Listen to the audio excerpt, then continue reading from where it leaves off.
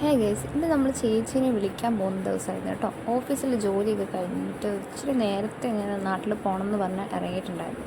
അങ്ങനെ ട്രെയിൻ നോക്കി നിന്ന് അങ്ങോട്ടേക്ക് ഒരു ട്രെയിൻ പോകുന്നുണ്ടായിരുന്നു.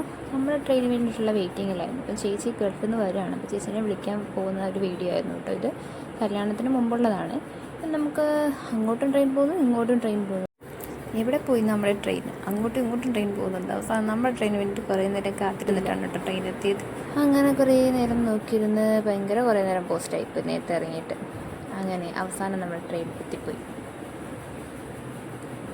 സീറ്റ് കിട്ടുമെന്നൊന്നും വിചാരിച്ചിരുന്നതല്ല, പക്ഷേ അത്യാവശ്യം ചെറിയ രീതിക്കുള്ള തിരക്കും ഉണ്ടായിരുന്നു. അങ്ങനെ ഒരു സമയമായപ്പോഴത്തേക്ക് എനിക്ക് സീറ്റ് കിട്ടി. അങ്ങനെ ഞാൻ വൈകിട്ട് രാത്രിയിലാണ് എത്തിയത്. അപ്പോൾ ഞങ്ങൾ നേരെ എയർപോർട്ടിലേക്ക് പോവുകയാണ് കേട്ടോ ചേച്ചി വിളിക്കാനായിട്ട്. ഒപ്പം നമ്മുടെ ചേട്ടന്മാർ രണ്ടുപേരും ഉണ്ടായിരുന്നു.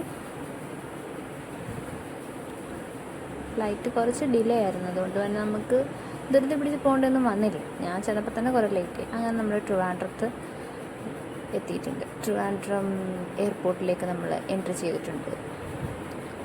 കുറേ നേരം ഞങ്ങൾ ഇങ്ങനെ വെളിയിൽ കുറേ കറങ്ങി നടന്നു, കുറേ ഫോട്ടോസൊക്കെ എടുത്തു. ഒരു ചായ കുടിച്ച് എയർപോർട്ടിൽ ചായ കുടിക്കാനായിട്ട് വേണ്ടിയിട്ട് മാത്രം എയർപോർട്ടിൽ പോകുന്ന ആളിങ്ങനെ അങ്ങനെ വന്നിട്ടുണ്ട്. അവസാനം ഞാൻ വീഡിയോ എടുത്തിട്ടുണ്ടായിരുന്നു, ചേച്ചി വരുന്ന വീഡിയോ ഓണാക്കാതെ എടുത്തത് കൊണ്ട് ഫോണിലായിട്ടില്ല. അങ്ങനെ ഞങ്ങൾ വെളുപ്പാങ്കാലമായപ്പോഴാണ് വീട്ടിലെത്തിയത്.